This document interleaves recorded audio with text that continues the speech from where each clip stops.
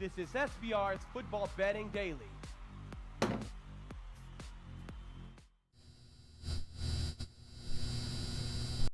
What up, cappers, gamblers, punters, hustlers, football fans? It is Tuesday, December 4th at 4 p.m. Eastern Time, which means it is time for the Audible. My name is Jimmy the Bag, and I'm sitting beside, as always, the legend, Mr. Donnie Rightside. Donnie, how you feeling out there? Doing good. Ready to get back on the horse last week. We got to do some changing or tweaking to my radar last week, which was off on a lot of football games in the NFL. But that's what's great about gambling. So it's great about talking about it. See what went wrong on Sunday for you. Maybe we can reapply it this weekend and pick out some winners. But overall, not the greatest weekend. But look, this is what the show is here for on Tuesday. Crack that book on the new week coming up, and we'll see if we can have some fun and talk it. Always fun to be here, Jimmy, with you here on the Audible. Oh, I love working with you. I had an okay week, 7-5. And then I lost yesterday with Eagles first half, which was very disappointing. Rafa, you have my NFL record on the season. Why don't we pop it up there for transparency and accountability reasons? There you go. It's been about 3 weeks of mediocrity for me after I had a really nice run. A bad start, then a really nice run, and then a lot of mediocrity. We got some great cappers running with us. We got Adam, Friendo, Cumbo, Abba Zabba 78, Brian Manning, my man Odar Lira, David Stewart, Adalberto Rodriguez. Great group. Steve Murin here, Nelson Reynoso, a great work. And Donnie, we have to be very, very fast. We have 16 games. Now, some of these games we have to pay a little bit more attention to. Right now, we have to pay a little bit more attention to. I have those games, so I will let you know which games that they're going to be cutting to break down. And if I don't mention that they're going to be cutting them, then we will probably try to spend 2 or 3 minutes with those games.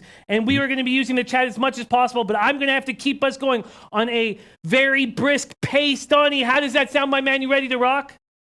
I'm ready to speed through. And by the way, real quick, coming across the wire here, Buffalo Bills news. Kelvin Benjamin and Andre Holmes both cut today from the Buffalo Bills. Interesting. So how about that? Wow, Benjamin cut. You know, actually, I'd also love it if you don't mind, if you can try to keep this under 45 seconds. But I know you went to your first Eagles game of the year last night. Do you have any quick insights for us moving forward, especially about your Eagles and whether with Mark Sanchez, and we can get to Sanchez and the Skins, whether they're in the auto fade, but any feeling watching your boys live last night? It was encouraging because it wasn't so much the defense itself, which did play okay, and it's Mark Sanchez and it's Colt McCoy, so you expected the defense to play well, especially being at home. But what I did like is you finally saw Golden Tate integrated into the offense and making a difference. You saw the reinvigorated running game that they have now. You're throwing in Darren Sproles. And the offensive line, Jimmy, played really well against a top, 10 defense in the NFL. So some interesting things to go forward, maybe changing a little bit up in my Eagles and Cowboys predictions. So, isn't that an exciting game this week? We have a ton of exciting games, Love Donnie. Yep. We're going to start with the Thursday nighter. We will need to spend a little bit of extended time on this game. Jaguars at Titans. I'll be using the opening lines from Bet Online. They get to the market first. I have a lot of respect for that. So I'll be using their opening lines. Open Titans -3.5, now -4s across the board, except for Bovada, hanging a 4.5. The total opened at 37. Now almost all 37.5s, except for Bookmaker, that's still hanging a 37. The Jags stopped a 7-game slide, snapped Indy's 5-game winning streak. It was an ugly 6-0 win, but they showed life. Jalen Ramsey held T.Y. Hilton to 8 catches for 77 yards. The Jags held the Colts, dangerous passing game to 224 yards and just 41 yards on the ground.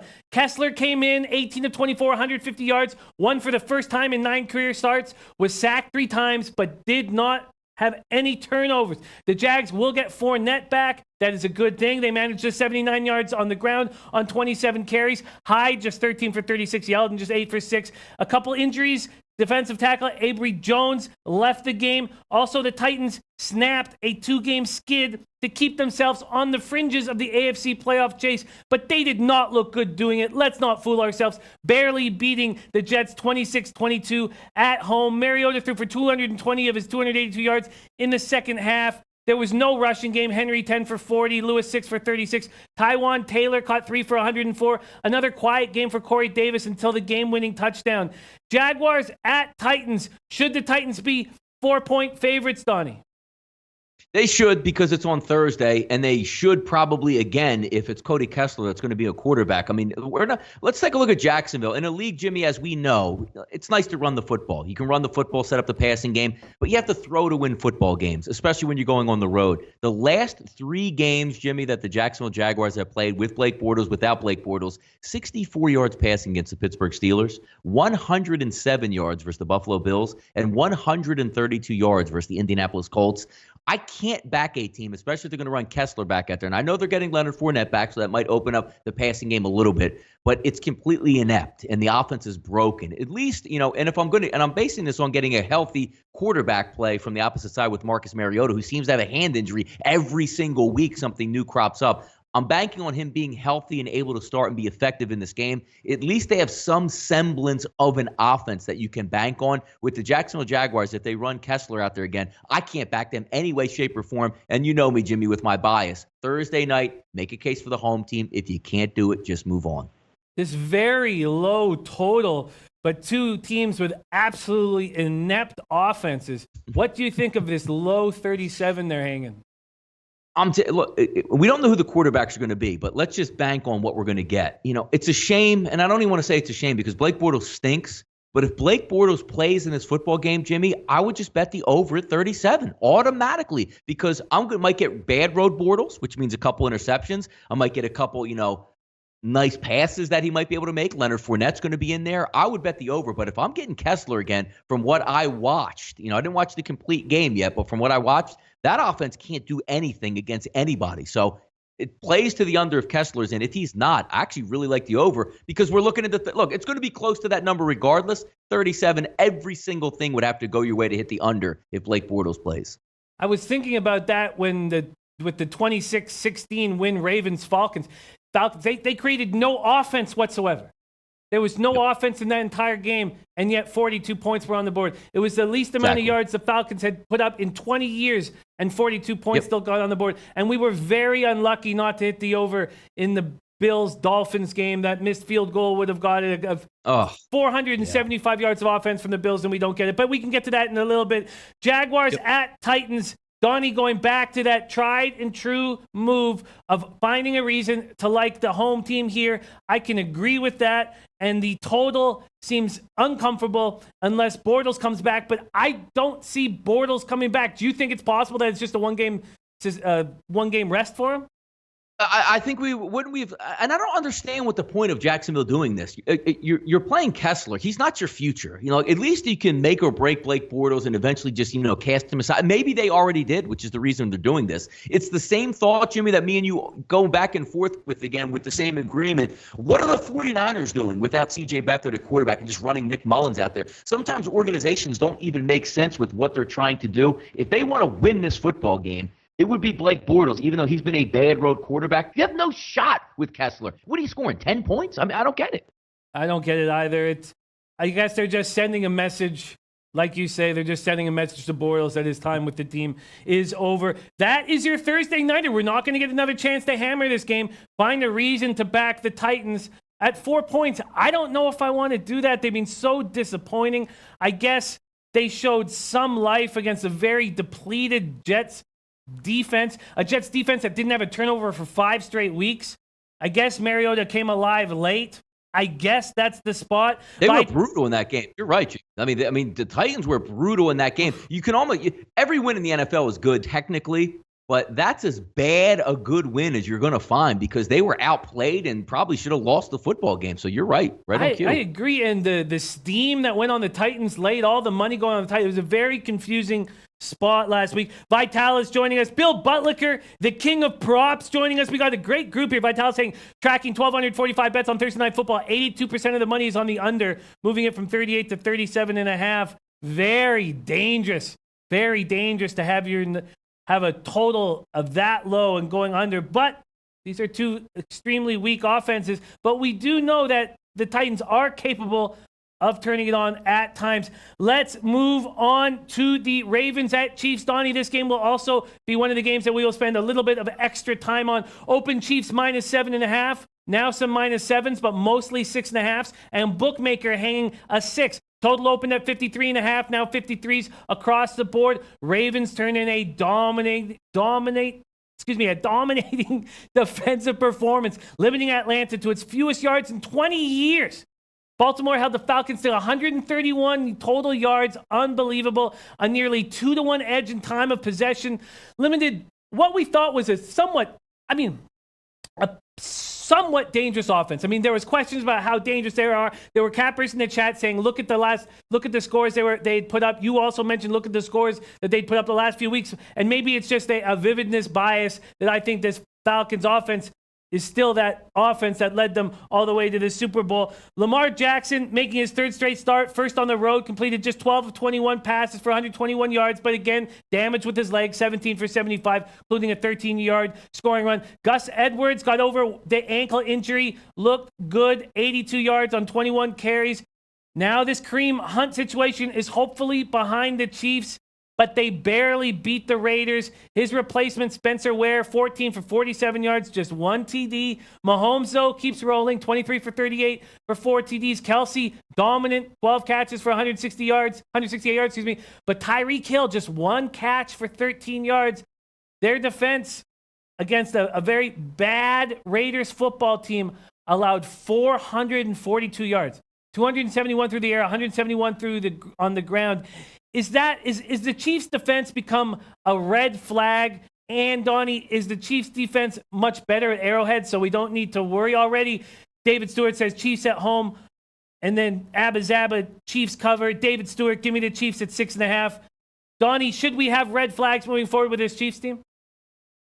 I think there's somewhat red flags. I don't think you could get a true gauge last week, Jimmy, because it was so fresh with Kareem Hunt going in and out. They played at Oakland. There was never a time in that game, I don't think, where we felt threatened, where the Kansas City Chiefs were going to lose to the Oakland Raiders. I believe they didn't cover the point spread in that game. But now you get home to Arrowhead, and you're going to face a really formidable opponent. But your original question, I think the Chiefs are still a really good football team. And, as long as you have Mahomes, Andy Reid dialing it up, Tyreek Hill, and Kelsey over the middle, that's going to be a tough team, especially playing at Arrowhead. The one team that I've gotten wrong more than any other team this year, Jimmy, has been the Baltimore Ravens. It seems like when I think they're in a good spot and I take them, where it would be when they were on the road against the Carolina Panthers, they almost no-show that football game. Now, a lot went right for the Carolina Panthers in that game, but I really like the Atlanta Falcons this week, saying, you know what, let's go into this football game. I think Atlanta would be able to muster up enough offense to win. Lamar Jackson doesn't really throw the ball, not necessarily a true quarterback. And Lamar Jackson threw for 120-some-odd yards, which is, if you would have told me before the game, yes, Atlanta should be able to pull that out. But what I didn't fail to realize is every once in a while, Baltimore is going to throw up that old school defense that no matter what you do on offense, unless you make terrific play after terrific play, they are going to shut you down and live in your backfield. And that's what they did. And what's brewing in Baltimore here for me, Jimmy, you have a lot of experience now for Lamar Jackson. I want Joe Flacco to come back, because I think if somehow Marty Mornhinweg, the offensive coordinator for the Baltimore Ravens, can integrate even more Lamar Jackson in, let's just say if there's 70 plays in a football game on offense for the Ravens, if you almost have like a 50-50 split where Flacco comes in where, you need to throw the ball, like if you're on your own 25-yard line and the game's tied or you're down by a couple points, he can maybe move it downfield, but you're going to get a lot of packages in here that Lamar Jackson, they found Gus Edwards, everything is working well. And let's not forget, 5.1 yards per carry, Jimmy, that the Kansas City Chiefs do give up. This is an awesome game to take a look at and try to get ahead of. I think it's an extremely exciting game. Vitalis saying, don't like Kansas City at home. DT Doug says Baltimore might make things difficult for KC. I want to play an under 53, scary in Chiefs games, though. What do you think of this total? Is this a total that we could get under? I mean, again, if we're looking at just Lamar Jackson and the way he's going to play football and the way that offense operates, there's not a lot of big plays, but there's a lot of yardage plays out there. And what I mean by that is when you run the read option and you have a physical offensive line against a team that doesn't stop the run altogether, that's going to lead to a lot of first down runs, which makes it like 2nd and 5, 2nd and 4, a lot of second down runs, which you can get the first down or maybe you're a yard short, and a lot of third down runs. So what I'm trying to say here is that clock is always going to be moving because, yes, they're going to pull some punches. They're going to throw deep from time to time. But if you watch that all, Jimmy, in that game versus the Atlanta Falcons, there was a couple plays that were very easy pitch and catches for 30 and 40-yard gains down the field for Lamar Jackson that he completely missed and whiffed on. That's the dilemma I'm having right now because the way I watch the Baltimore Ravens operate on defense, you're saying right now, if you're giving them 7, I want to take it because their defense is nasty and they're able to move the football. But those plays that are so easy to make, which you have to make in the NFL for your team to be successful, he's not making them yet. So it's one of those teams I don't have a true grasp on how effective they can be, because now, look, you say what you want, Jimmy. They beat the Oakland Raiders, the Atlanta Falcons, and before that was the Cincinnati Bengals. Three, teams that are a little bit roughshod right now, not playing great football. You're going to have to score points and keep up, because I don't know if the Baltimore Ravens can say, you know what, Kansas City, we're holding you to 17 this weekend. Was the Ravens defense spectacular, or was the Falcons offense horrible?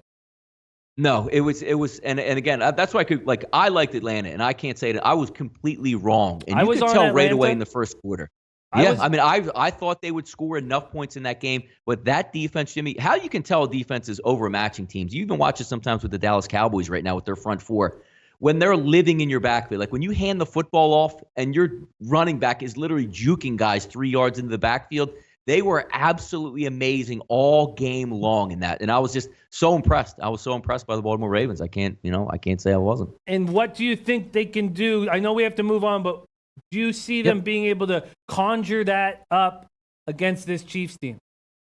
I do. And the reason being, Jimmy, is you can run the football on the Kansas City Chiefs. And if you come up against a staunch defense, let's just say if it's real quick here, when we'll move on, like the Houston Texans, I don't really think you can just run read option against that front four and those linebackers and say, we're going to have a lot of success. But you had a couple really good matchups here, and another really good matchup for Lamar Jackson and the Gus Edwards of the world to run the football against. It's lining up pretty well for them. I think, if I'm looking right now and I got to make a play on this early in the week, give me the 7 right now with the Baltimore Ravens. I was that impressed. Yes. I think that is where I'm leaning right now. And I'm also leaning to possibly the Ravens being able to keep this game under, possibly. Let's move on. We got lots of games to get to. This is Colts at Texans, another spot that we're going to take a little bit of time with. Colts just 2-4 on the road, coming off being shut out. Texans turning into a juggernaut, 5-1 at home, but have won 9 straight games. Open Texans -3.5, now -4.5, couple fives on the boards now. Total open at 51.5, and it dropped quickly, mostly 49s. Heritage hanging at 48.5. Bookmaker hanging at 48. Jaguars completely shut down the Colts offense. Luck 33 of 52, 248 yards, and a pick. He was sacked 3 times, Donnie. How long have we been talking about this offensive line protecting Luck? Now he was sacked 3 times. Colts entered with the 4th most points in the league, averaging 34.6, and then get shut out. Luck had thrown 3 or more touchdown passes in 8 straight games. Colts finished 0 for 3 on 4th down. Couple questions in the coaching spot here. 3 of those, all of those, were in field goal range in a 6-0 loss. Indy finished with 265 yards, just 5 of 18 on 3rd down. Hilton, 8 catches, 77 yards, stopped. Marlon Mack, nothing, 8 for 27 yards. And now they have more injuries. Their starting center left in the 4th quarter. It forced Josh Andrews, their 3rd-team center, to come into the game. They're already without Ryan Kelly. Their backup, Evan Boehm, he was out. Then safety Mike Mitchell with a calf injury. Sky Moore with a knee also left the game. So we'll have to find throughout the week whether these guys are going to be coming back. Houston Texans playing good football. Just won 29-13, made it look very easy. Deshaun Watson threw a touchdown pass. The Texans intercepted Baker Mayfield 3 times. Lamar Miller, 103 yards. Hopkins, 7 catches for 91 yards. They did lose Kendall Lamb, their offensive tackle, to a concussion. We'll have to find out what's going on with him. But this Texans team seems like they are rolling. Adam Frendo Cumbo says, Colts, I got at 5.5 today. What are you thinking here, Donnie? Colts to Texans?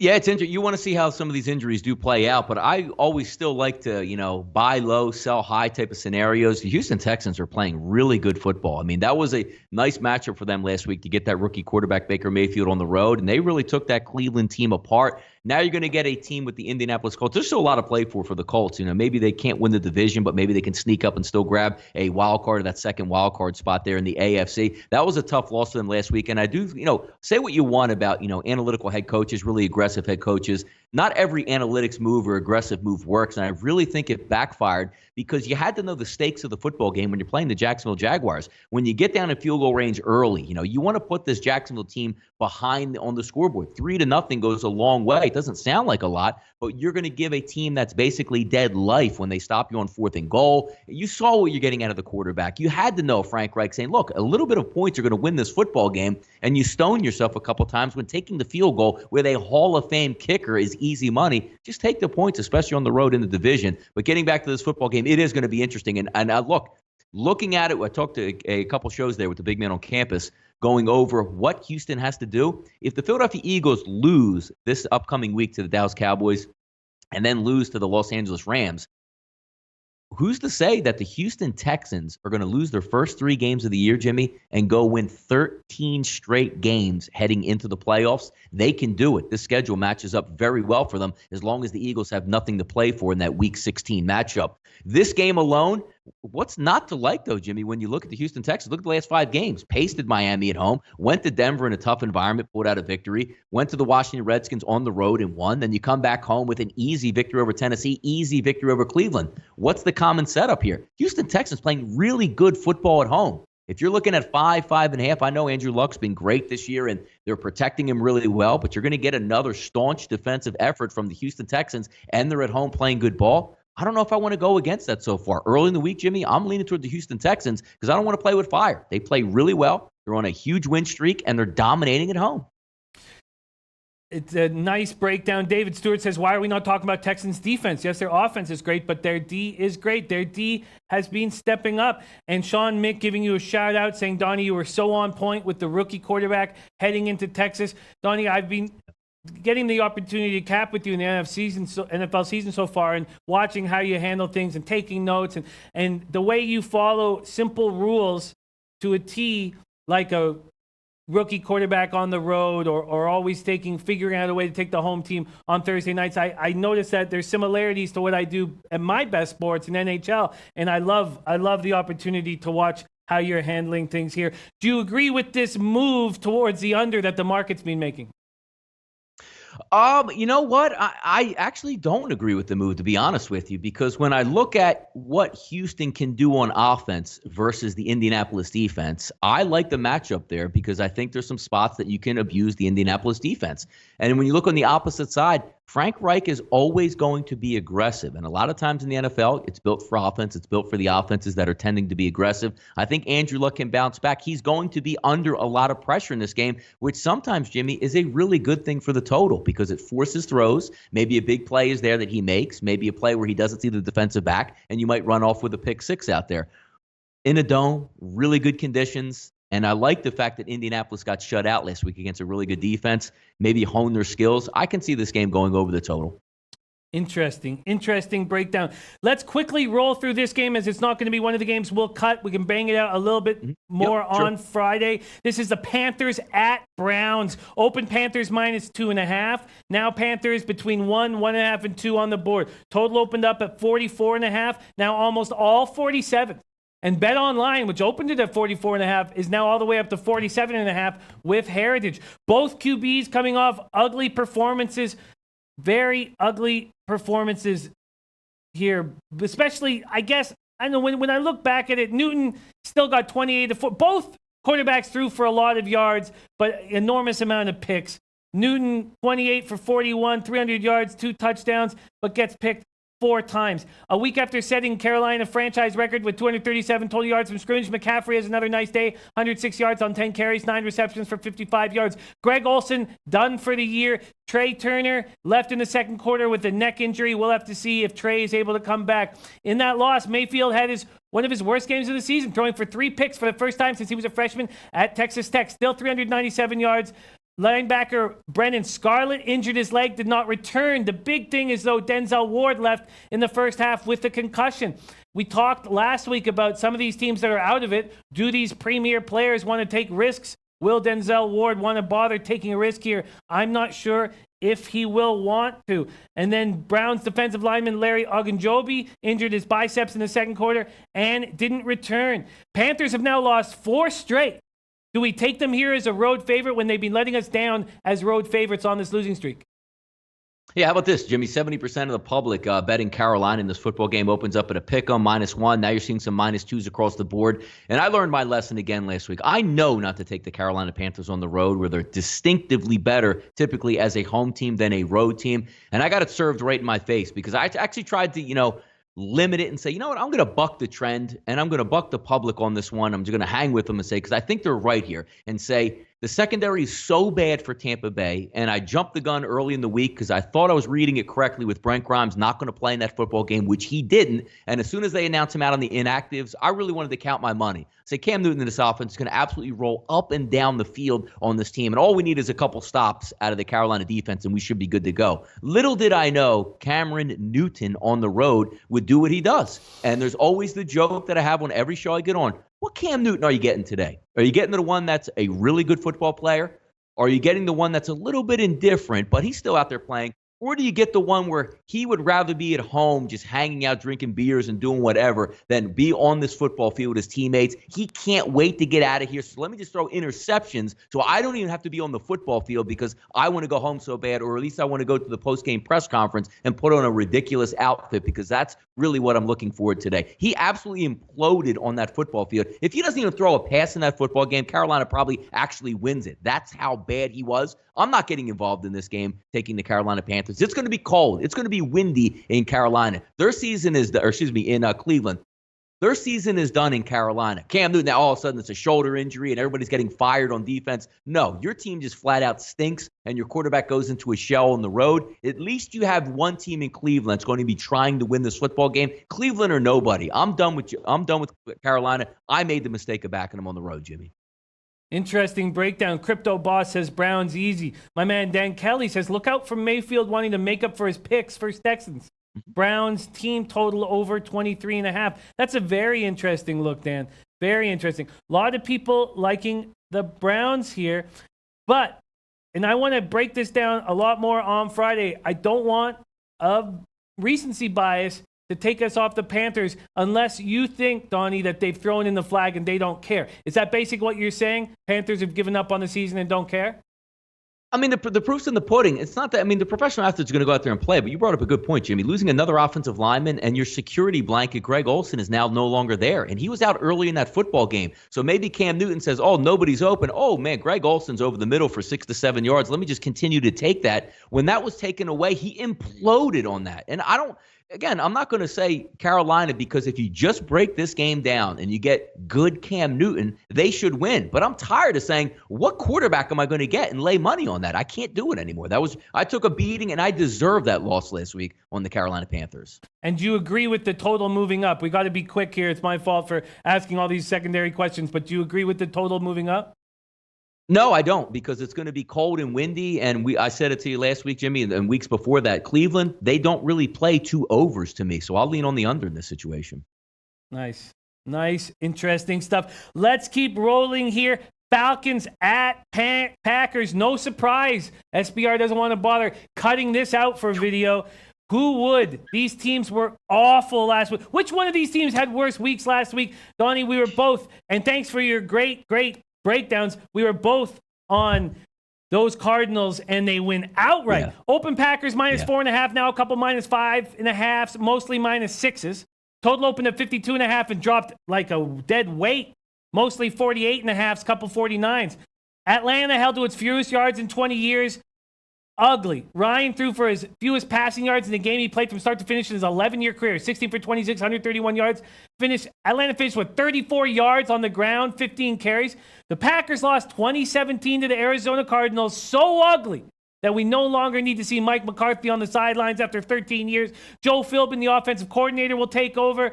Green Bay's lost 3 straight, 5 of 6. Aaron Rodgers, another poor game, 31 of 50 for 233 yards, touchdown. Aaron Jones, 11 for 36 with 1 TD. And they lose right guard Byron Bell and right tackle Brian Bulaga, each left in the second quarter with knee injuries, Donnie. I said on this show a month ago, said to you guys, I said, is this the worst team we've ever seen offensively around Aaron Rodgers? And I was even surprised that Whale Capper was like, I don't know. It is, man. This is a bad team. But is there an angle here? Which team is worse?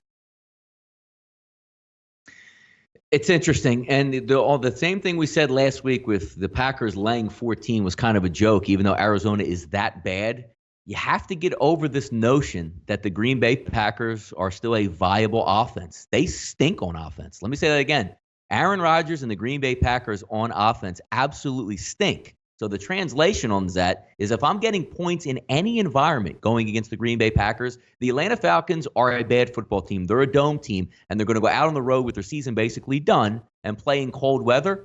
I still like the Atlanta Falcons over Green Bay because Green Bay is atrocious. Outside of Aaron Rodgers, they have nothing. Two Smurfs at running back, wide receivers that can't catch, don't care, and are too young outside of Devontae Adams, a really bad defense, and now Joe Philbin's your head coach. And we say, oh, but wait, Aaron Rodgers under a touchdown, Aaron Rodgers at Lambeau. Look at his last couple games. The great Aaron Rodgers, 250 yards in the air, 182, 311, 172, and 227. That doesn't get it done for me at all. If I'm going to bet this game, which I won't be anywhere near this game, it's going to be Atlanta or nothing because Green Bay laying points is hilarious in the NFL. They are atrocious.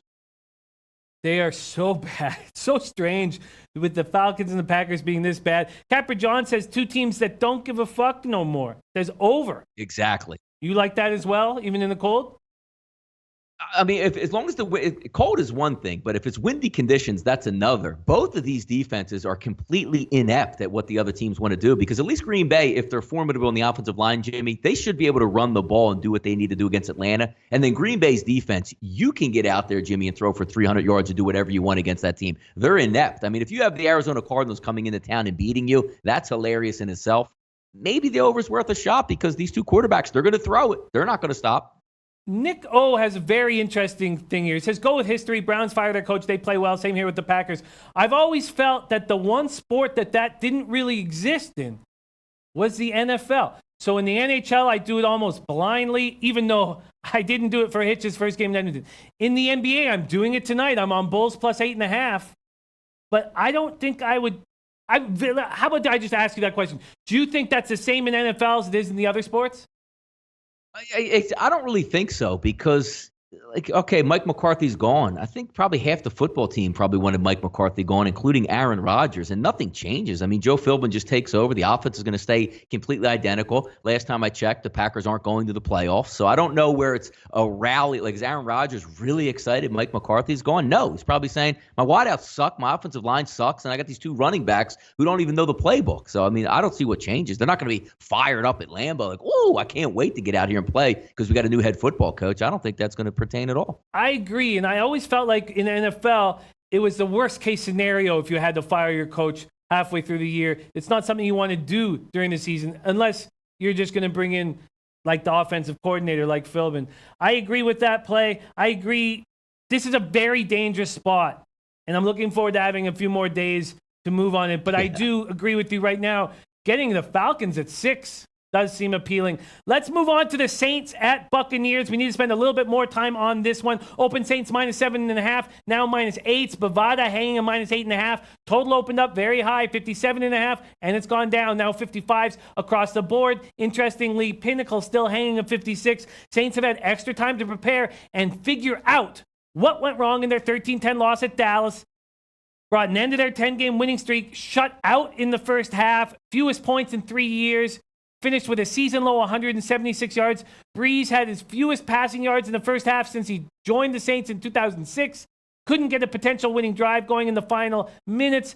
Breeze 18 for 27, 127 yards. Now, this isn't just happening last week, right, Donnie? Second straight game and third overall under 200 yards for the guy who was almost given the MVP a month ago. Running game didn't do anything either. Kamara, 36 yards rushing. Saints had 65 as a team after averaging 177. The only touchdown drive for the Saints was aided by those penalties from the Cowboys. Bucs won for the second straight time with Winston. Winston threw for 249 yards, 2 touchdowns.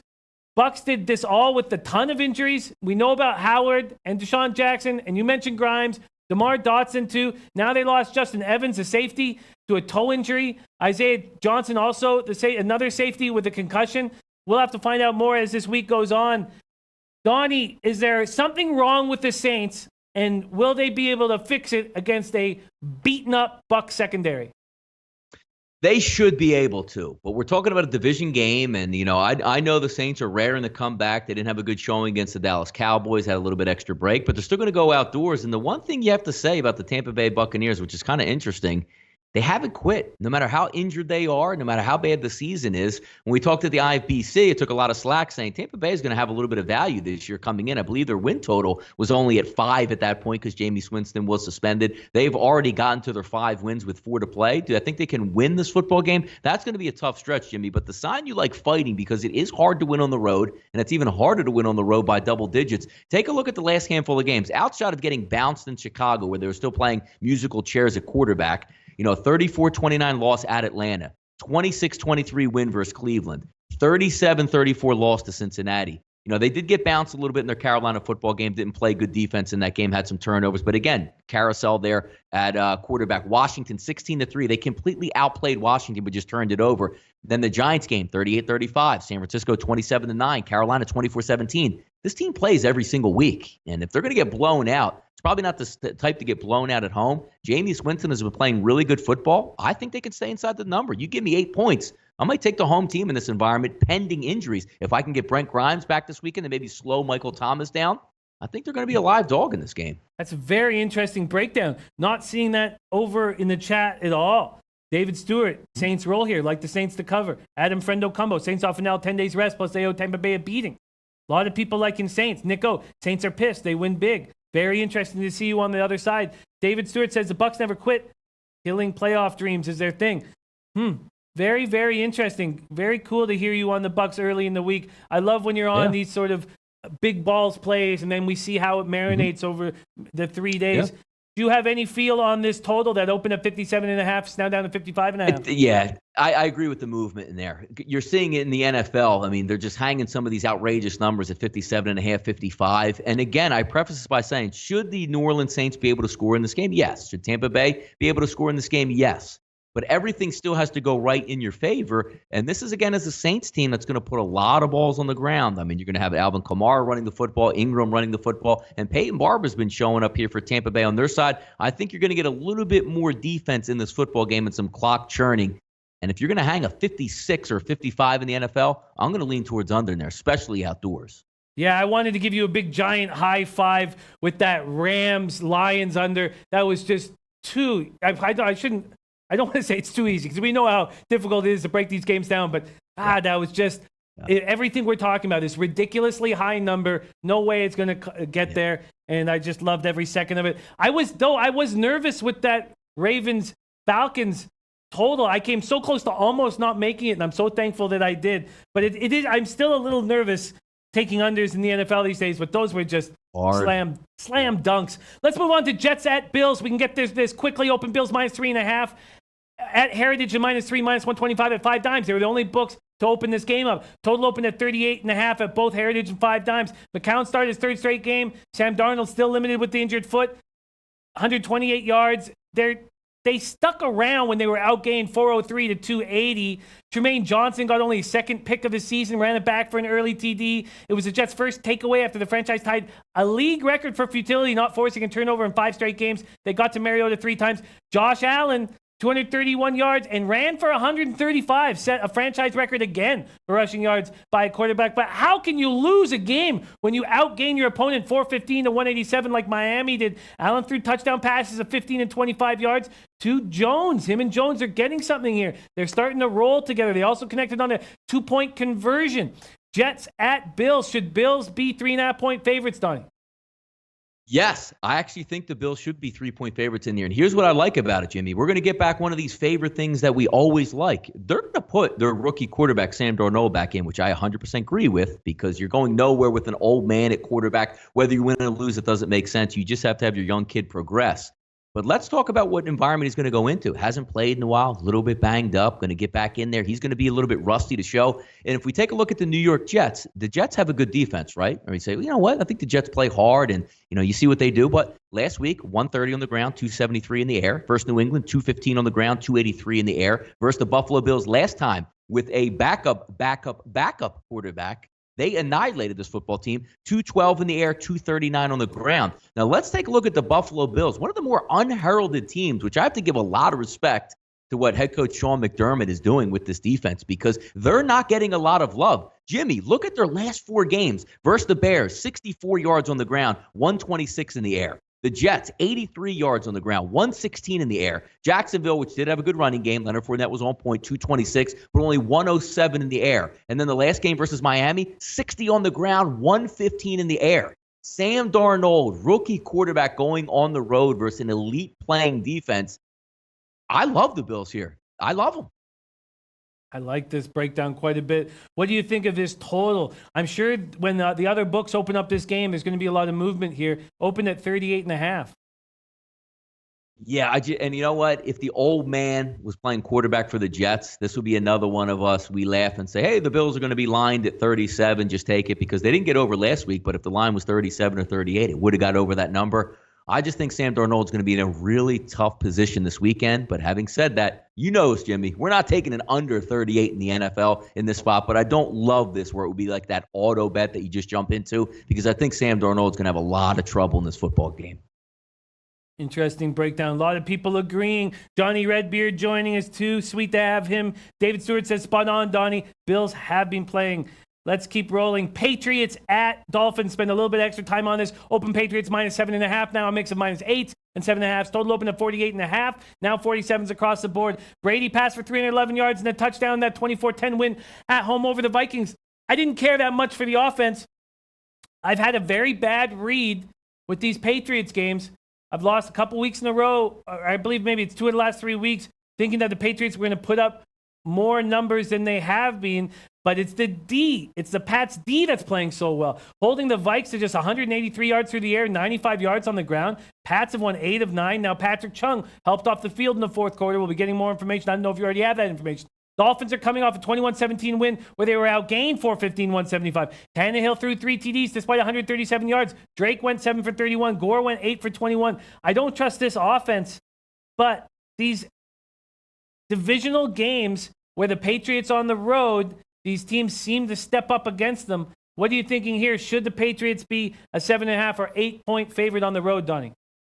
Yeah, they tend to struggle in Florida overall. Struggle at Jacksonville, struggle at Tampa Bay a little bit, and certainly struggle in Miami. It's the one game that you can circle, which is always an anomaly because they usually roll over the AFC East. But for some reason, when they head down to South Florida over the past, even under the Tom Brady regime, not to say they lose every game they go down there, but they do struggle a little bit and do take the occasional loss. It's interesting because I don't really know what I'm still getting out of Tannehill. Is Tannehill healthy at this point? Because if you look at the last 2 football games where he was healthy, Jimmy, 201 in the air versus the Indianapolis Colts, 115 in the air versus the Buffalo Bills. That doesn't sound to me like a team that you really want to get after and back, even though they're home dog in the division. And yes, the New England Patriots have been struggling on the year this year on the road, but always struggled seemingly going to the state of Florida. How much action are we going to get? Like, who's healthy and who can beat them? Is Danny Amendola going to come back? Because you already know they lost a couple wide receivers and are down that as well. Healthier seeming offense here with New England. Just a matter of what they actually want to do in these football games. It's one of those that I'm not really excited to, even though I think New England is the better overall play. But their past struggles heading down to Miami just seem to always creep up on them. But which Tannehill am I going to get if I want to take a live dog at home if I'm the Miami Dolphins? This is a pass to me early in the week. We'll wait to see to get some injury information as it goes later on. But I'm not that excited either way for both the total and or taking the dog or the favorite here, Jimmy. What do you make of the Dolphins allowing 415 yards to the Bills? Yeah, that doesn't really set up to something I want to get into because you're right. I mean, the Buffalo Bills shouldn't be running for almost 200 and throwing for almost 200 on you. And then if you back it up to the Indianapolis Colts game, they were in that game, but 118 on the ground, 337 in the air. The Green Bay Packers, Jimmy, ran for almost 200 yards on the Miami Dolphins. And the New England Patriots have 97 running backs that they can run the football with. Watch out. Yeah, this is an interesting spot. Love the opportunity to hammer this 3 days from now after sitting with it all week. Giants at Redskins. Open Redskins -1. We got to keep a quick pace here, Donnie. Now Giants -3.5. So open Redskins -1. McCoy goes down in the game. All of a sudden, Giants -3.5 across the board. Total opened at 41.5, down a half point. Giants coming off that 30-27 OT win at home over the Bears. Gave up a 10-point lead in the final 113. Ogletree intercepted 2 passes, looked great. Giants started the game without linebacker B.J. Goodson out with a neck problem. His backup, Tay Davis, left the game in the first half with an ankle injury. Now we're going to a third stringer in that spot. very dangerous to have a third stringer in the linebacker spot. Skins lose Colt McCoy, and now they have to move forward with Mark Sanchez. I never thought I'd have to say this again. Are the Redskins just an auto fade immediately? Will this line shoot up when everybody starts putting money on the Giants, Donnie? I don't know if the line's going to shoot up, but you saw it early. Opens up, Jimmy? 3.5 and goes to 4 for a little bit. Now it's back to 3.5. Because it's a simple fact, the Giants, say what you want, they're still overall a bad football team when you're looking at the rest of the NFL. But what are you going to get out of the Washington Redskins? I'm going to take the side out of it completely because what you saw from the Washington Redskins, Jimmy, once Mark Sanchez came in, he'll be a little bit better in this next upcoming game because he's going to be able to take the number one reps, get into the playbook more. He's only been in Washington a couple weeks and wasn't expected to play at all. Just one of those guys that's going to be good for the locker room, help Colt McCoy out, and, run practices in the scout team. Now he's thrust into that starting job. You know what I like way more in this game? This screams, and it's hard to take unders in the NFL, but under 41 seems like a really good play in this game because you're going to have one side who not only has Mark Sanchez at quarterback, doesn't have great weapons at wide receiver, wants to lean on a running game, but who's blocking? Like, you saw Adrian Peterson get loose one time last night for 90 yards. And if you would have went to Las Vegas and said, hey, I'll give you a free bet, knowing that Adrian Peterson ran for a 90-yard run, I'm going to give you over the total of 100, and you can bet an unlimited amount, you would have unloaded on Adrian Peterson getting over 100 yards rushing. He didn't. That offense was 100% inept. They're going to lean on the running game. They're going to shorten the playbook for Mark Sanchez, who's old. The Giants are going to be able to get pressure by default because you lost another couple linemen last night for the Washington Redskins. And then when you flip over to take a look at the New York Giants, Eli Manning is throwing for what did he throw for 130 yards last game? Hand it off to Saquon Barkley. He'll touch it 25 times. That clock's going to churn on both sides with not very many big plays because the Washington Redskins still have a formidable defense. They have good quarterbacks that can slow Odell Beckham down. They're going to lean on the running game on both sides. This clock is going to turn. This has like that old school NFC East feel, 17-14 final written all over it to me. I wonder if this is a spot where just so much money comes in on the Giants and Vegas gets the last laugh because it's coming. It's going to avalanche. Who's going to like Mark? Once they say, because it says undecided out there, like, well, who are we going to bring in? Somebody off the street who doesn't even know the playbook? Mark Sanchez is playing in this football game behind a horrific offensive line. Let that sink in. Like, you know what I mean? Let that sink in. What's going to happen in this football game? Ugh, it's horrifying watching him play out there. Broncos at Niners. Open Broncos -3.5, now -5.5 across the board. Total open at 41.5, now almost all 44.5. Pinnacle hanging at 45. Broncos coming off their third straight win. An easy one at that, 24-10 in Cincy. Lindsey rushed for a career-high 157 yards. Broncos have emerged from their bye week and knocked off the Chargers, the Steelers, and the Bengals. They're in contention. Niners look worse and worse every game. Wilson torched them. Breda barely played. Mullins, 30 for 48, 414 yards, 2 TDs. It was mostly garbage time action, but those numbers aren't as bad as I thought they were going to be. I doubled up. I had the Seahawks to cover. I also had the team total under. I was a little fortunate to get to that team total under. Broncos at Niners. Do the Broncos smash here? Because that's not something they generally do on the road, and I was pensive about taking them last week against this bad Bengals team, and I wish I had have. What are you thinking here, Donnie?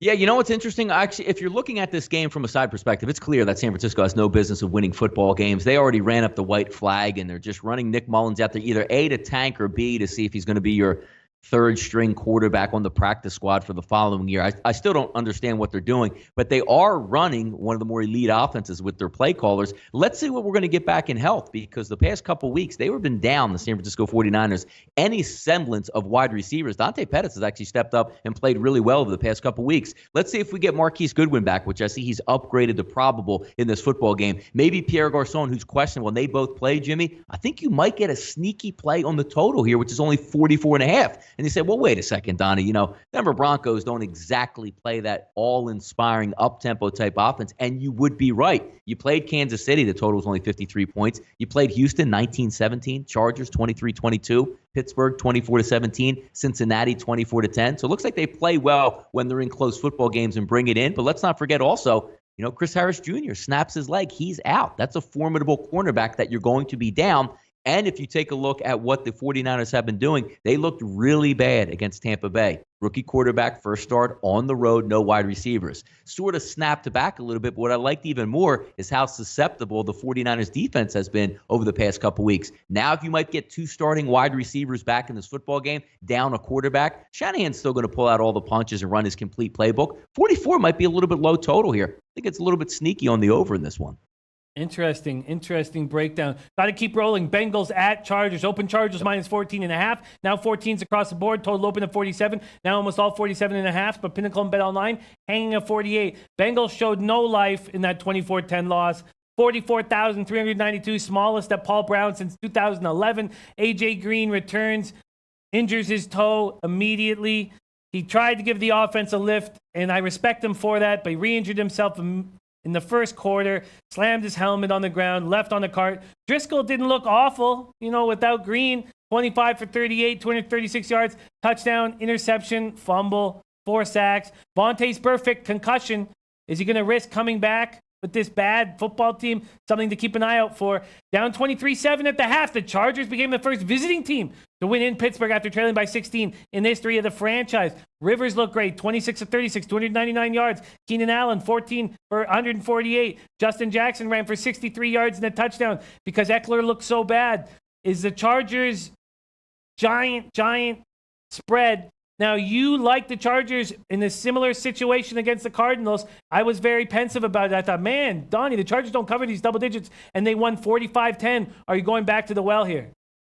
I think early in the week we're going to go back to the well, and it doesn't even matter if Melvin Gordon III suits up or not. I was on the Pittsburgh Steelers. Pittsburgh completely outplayed the Chargers, but the Chargers still got the win, similar to the way that the Denver Broncos went in there and stole the game versus the Chargers late 23-22. I think this is another game where they're going to come home, and again, they don't have a great home field advantage if you even want to call it a home field advantage, but you have to take a look at what's up with Cincinnati, and what is Cincinnati going to be able to do? Are they just going to try to run Mixon 25 times at the middle of the line of scrimmage? Because those pass rushers on on the Los Angeles Chargers should be able to get off and have some very good pass rushing effects. And we're talking about a quarterback in the game that shouldn't really be in the game as a quarterback for the Cincinnati Bengals. This has another one of those games written all over where Phillip Rivers and that offense is going to slice and dice this defense up and down the field and name their price. And I'm not so sure that the Cincinnati Bengals are going to be all that enthused to go on the road, play on the West Coast, and put up much of a fight. If I can hopefully, wait it out, because, some people say, hey, 14 points is too many. I'm just going to take Cincinnati. I'll wait out a 13.5 in this game because I think the Chargers named their price in this one, Jimmy. Wow. Lions at Cardinals. Open Lions minus 3.5 now, 2.5s across the board. Total open at 40.5.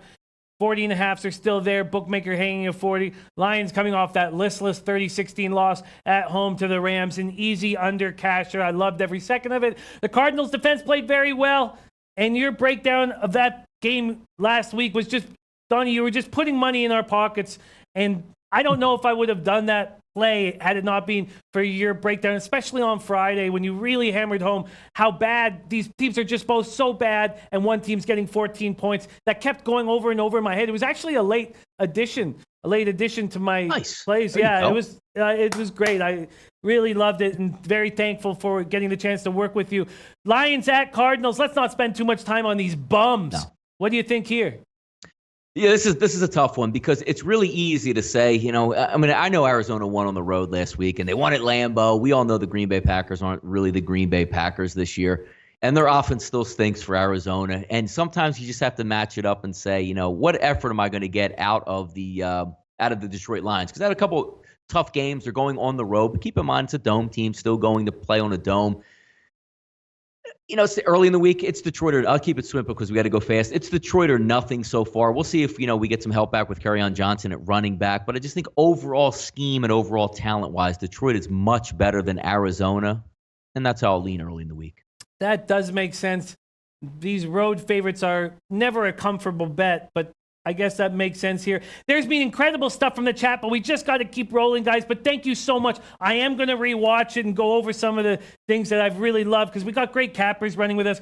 Eagles at Cowboys. Very excited about this game. Donnie opened Cowboys -3. Now mostly -3.5. A couple -4s. Total open at 42.5. Now 43s everywhere. 43.5 at bookmaker. Cowboys have had extra time to prepare after that impressive win over the Saints. Marinelli and his defense completely shut down Breeze and his crew. Now we're talking about this Eagles team that may have showed a little bit of life. You touched on it after being at the game last night, Donnie. Wentz 2 touchdown passes. Darren Sproles is a different maker wherever he goes if he's healthy. Eagles won consecutive times for the first time since their Super Bowl victory, Donnie. Eagles twice failed to score inside the red zone, still managed their second highest point total of the season. Wentz goes 27 for 39 for 306 yards. Donnie, this is a very exciting game. I can't wait to watch it. Eagles at Cowboys. Any early leans? Yeah, it's interesting because I'm usually one of the more down people on the Philadelphia Eagles, even though I am an Eagles fan, because I know what they're capable of and what they can't do. After the game ended, even before the Eagles played this week, I thought this was a great spot for the Dallas Cowboys because their defense is playing just incredible football. But the one thing that you're going to look at now is you have a role reversal. When we saw it in Philadelphia, Jimmy, when the Dallas Cowboys came in, they were getting 7 points. Now you completely flip it to about a 3.5, 4, depending on where you're shopping at. And I think it's going to be a lower scoring game, which is going to tend to keep the Eagles in it with a chance to get the cover. Because, again, keep in mind, the Eagles don't have to actually win this football game to cover. I liked what happened over the past 2 weeks after the Dallas Cowboys game. Let's not forget, the Eagles still did throw for 350 yards versus the Dallas Cowboys. Now the offensive line's playing much better here. They're healthy. Jason Peters got rolled up late in the football game, but he seems like he's ready to go. If you remember the Dallas Cowboys game, Lane Johnson was battling that high ankle sprain. He's healthy and ready to go in this game. They've put in, Adams as a running back now, leaning on the running game, giving the hand, 20 times, getting carries in there. That's going to slow the football game because we know the Dallas Cowboys run the football. They will run the football. Zeke's going to have a good football game just by default. But this game, last week, and I'm glad it's early in the week, I'm actually leaning on taking the Eagles as a dog here, getting the 4 points. I like that lean. I love, and I promise you guys, we will hammer these games. We'll have the Whale Capper joining us on Friday. This is just a quick look and a first look. Steelers at Raiders. Open Steelers -13 now, almost all -11s. Heritage hanging a -10.5. Total open at 49.5. It's up 2 points to 51.5 across the board. Raiders look great on offense in their 40-33 loss to the Chiefs. Steelers lost at home after being up, as I said, 16 points for first time in franchise history. Tomlin announced that James Conner out week 14 versus the Raiders. That's a big loss. Jalen Samuels will likely be first in line. They're going to see some Ridley. You're going to see some Trey Edmonds.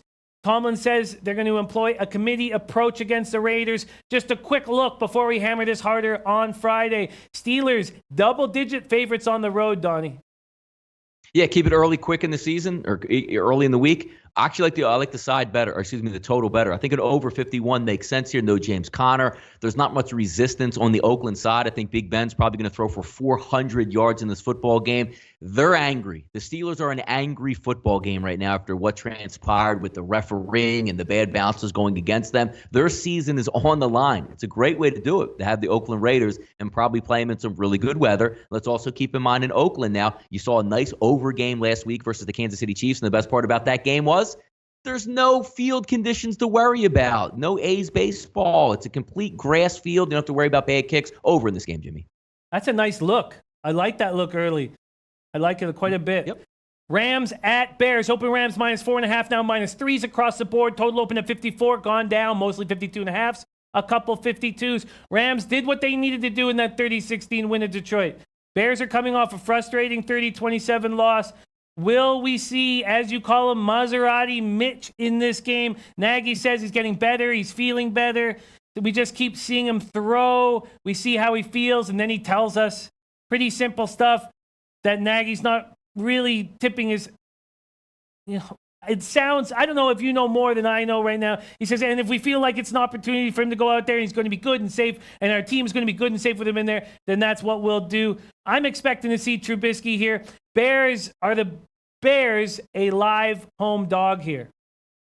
Yeah, Bears are live home dog in this instance. Not because I think the Bears are a really good football team on defense, because they really are, and styles make fights in this one. You know what else I like about this game? It's going to be in the Windy City. You're going to have a little bit of wind there just by default being Chicago. Mid-20s on Sunday Night Football. And I think the Bears actually, outsmarted themselves a little bit. So, we're going to beat the Giants. Stay healthy, Mitch. Stay on the sideline here. You could probably play today because if you saw in pregame warm-ups, everybody's saying, look, man, he's flipping the ball all over the place. He could go. But I think they bit off a little bit more they can chew, figuring they would just roll their helmet out and beat the New York Giants, and they got stunned. Must-win game for the Chicago Bears, getting points at home, Sunday Night Football in the cold. I think they can slow up that Rams team just enough and get the W here. Outright Chicago Bears. That's the way I'm thinking early in the week, Jimmy. Wow, that's exciting. Not a lot of people feeling that way here in the chat.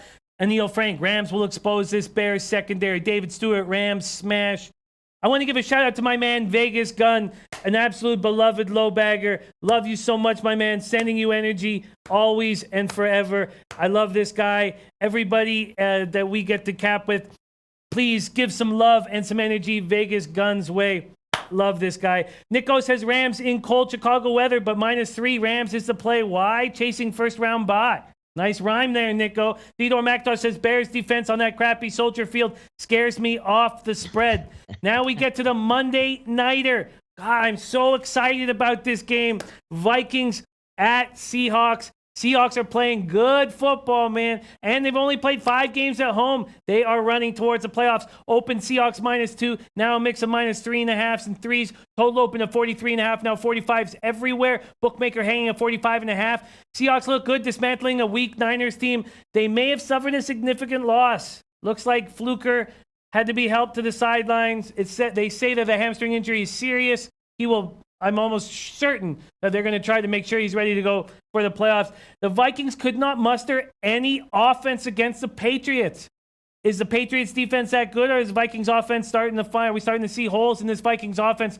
Just 2-3-1 on the road, the Vikings. Vikings at Seahawks. Early. I'm liking the Seahawks here early if I can get my hand on a 3. What are you thinking here, Donnie? Vikings, Seahawks. I thought the Minnesota defense actually played really well, as for what they were playing in New England. They kept their football team in the game. It was 10-10 midway through the third quarter. I'm not liking what I'm seeing out of the Minnesota Vikings offense, though, Jimmy. And I think it has a lot to do with injury situations because they're healthy in the backfield, and Kirk Cousins should be making plays. But something's just not right with Stephon Diggs. Something's just not right with Adam Thielen. Every time they're popping up a knee injury, and then Thielen, they're battling a calf and a back injury. And this is no easy place to go into Seattle. And let's not forget also, you might be getting back this week KJ Wright at linebacker. And also, let's keep in mind, Kendricks coming out of suspension, who played very well for them before getting suspension with the whole cryptocurrency nonsense. This is an amped up crowd, one of the toughest places to play. And if you can get a sustained pass rush on Kirk Cousins, he's going to give you one going back the opposite way. It's Seattle or nothing early in the week for me, Jimmy. I love that we haven't been pressured to finish the show and have been given the extra 5 minutes. We do have to go. They are 5 minutes behind something they need to film here. But I do have a question. Rolling into my study, yes. Donnie. Vikings at Seahawks total. Some people here in our chat, some great cappers here, liking the over. It's moved up 2 points at most books, at least a 1.5 everywhere. What are you thinking here, Donnie? Keep an eye on this situation because Russell Wilson right now is playing unbelievable football. I think Minnesota can put up points, but keep an eye on this situation for the total, and especially for Seattle. Trey Waynes took a terrible shot to the head with a concussion last week and left the game. Keep an eye on that because they're already down their slot corner first-round draft pick. And also Xavier Rhodes still extremely banged up with that hamstring injury. You might be hamstrung at the cornerback position here, which we know Russell Wilson can play street ball and get those guys open with an extra 2 to 3 seconds. Keep an eye on that because if both those guys are dinged up, that's great for the over. That is great for the over. Man, that offense was rolling. Well, we got to go, Donnie. What a treat it is to run these games through on Tuesday and then hammer them again on Friday. Thank you to all the great cappers that rolled with us today with all of your insights. I wish I could have talked about them more, but they were great. Tom Marino, Tomor, Theo McIntosh, Mikey T, Eddie Euler, Capper John, Nico, Ray Williams, Jump Shot, Jordan, Sean, Mick, Nuke Worker, all you guys, my man Vegas Gun, Wade is so old, Sacktown King, David Stewart, Greg 007, you guys, thank you so much. Donnie, my man, we got to get out of here. Could you put a bow on this bad boy real quick and send us into our study? Awesome. Tuesday, one of my favorite shows of the week, and I don't say that because, hey, I got to come on here and perform. Me and Jimmy get along well, and it's a lot of fun. The information that you go over games, sometimes just talking it out, myself included, you say things, they say, you know what? I didn't even think of that when I was looking at the game yesterday. It's a lot of fun on Tuesdays. Think that information. Be a procrastinator in the NFL. We'll get back on it Friday. We got to go. Time is short. For Jimmy the Bag, I'm Donnie Rightside. Thanks for tuning in to SportsbookReview.com's The Audible, and we'll be back on Friday. Maybe the whale will be here, maybe not. Always keep you posted on that. Join us on Friday, folks. Thank you.